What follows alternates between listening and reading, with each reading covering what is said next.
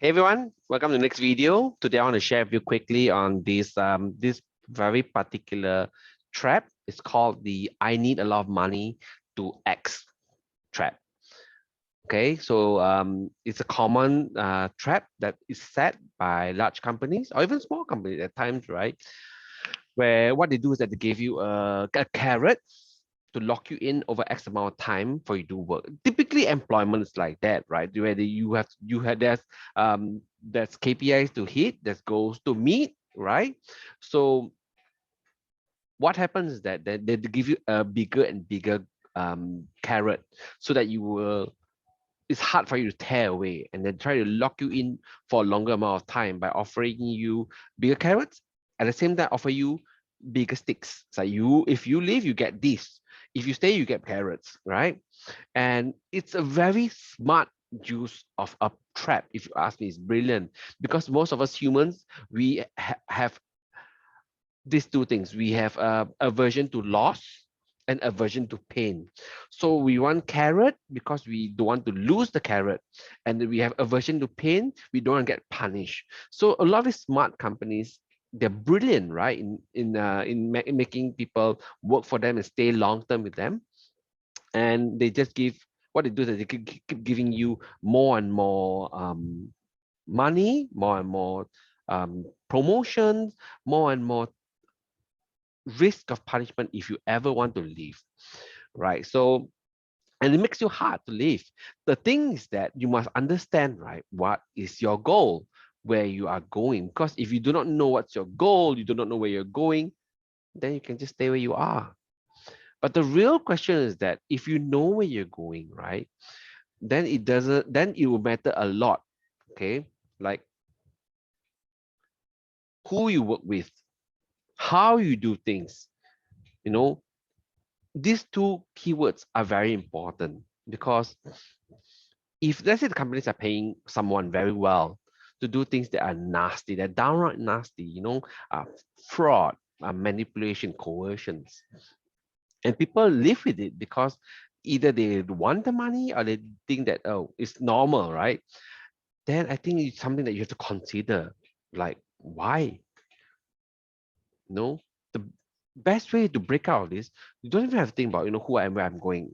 The best way to solve this problem in the first place, like if you just cut down your cost of living, don't buy that big house, don't buy that big apartment, or don't rent that big apartment that takes a big chunk.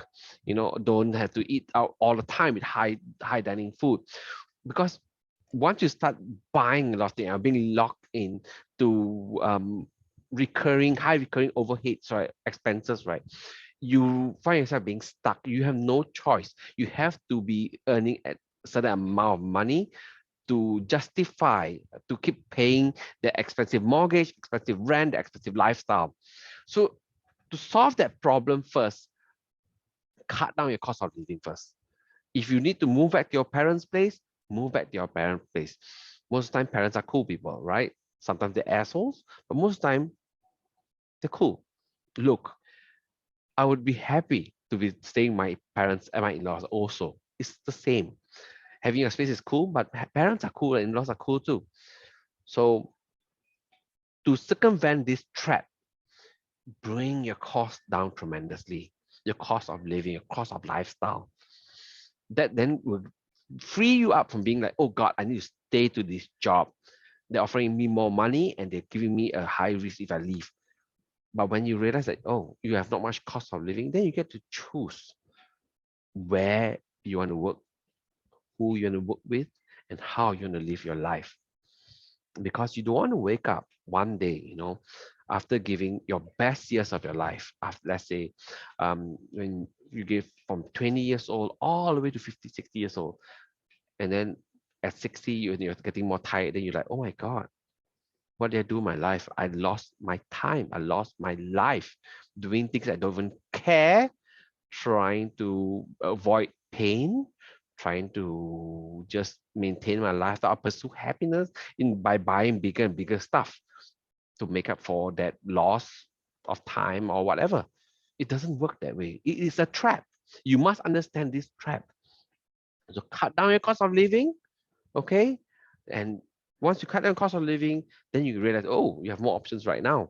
You can either choose a job that you like, or you can work less and pursue things that's important to you, be it relationships, be it your children, or you want to do philanthropy, you want to volunteer, things like that, the process of life, enjoying our life, building good success is step by step, you know. Don't just say, or don't just think, oh, I need 2 million, 3 million, $5 million before I can actually rest or I can be happy. No, it makes more sense for you to scale back your lifestyle, your expenses, and have a job that makes you happy, where you can be in a zone of good success, rather than take a 80 or 100 hours per week job, being miserable there with politics, with shit happening, and then because you're too much energy and time taken out at work, then your health suffers, your relationship suffers. See, what's the point? You got to weigh this out. It got to make sense for the short, mid, and even the very long term. I'm seeing things on very long term as well. So consider. So I want to speak about this because I want to bring up awareness. I want you to think more. I want all of us to think more, and this is how I'm wired about good success. And that's why I turn down hundreds of thousands or more money. Where if I don't agree with the individual, I don't agree with the organization and the way they do things and the way they treat their people. No, it doesn't make sense. I'm like, no, fuck off. No, happiness is more important. Learning, happiness, good success is really, really up there important. Okay. Food for thought. Have a think. Take care. See ya. Bye.